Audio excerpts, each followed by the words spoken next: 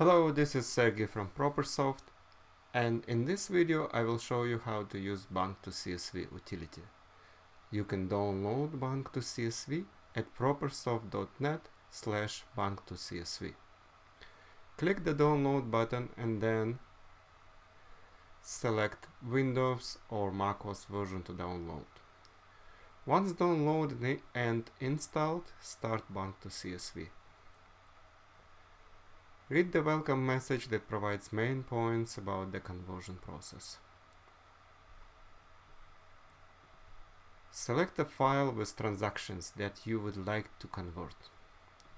It could be a PDF file, bank or credit card statement, QIF or QMTF file exported from Quicken or other accounting software, OFX, QFX, QBO, QIF, STA or MT940 file downloaded from online banking.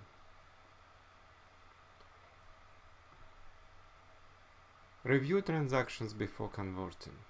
Make sure dates are correct, expenses are negative, and payments to the account are positive.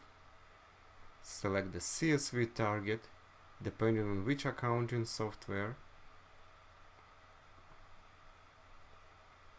you need to import converted file. We will select Regular CSV, Quickbooks Online, and Xero as 3 examples. Depending on selected target, different columns are exported. I will show you differences shortly.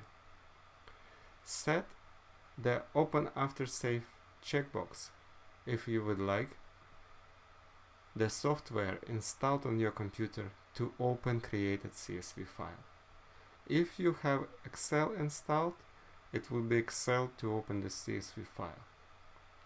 Click the Convert button and confirm the file name and the file location.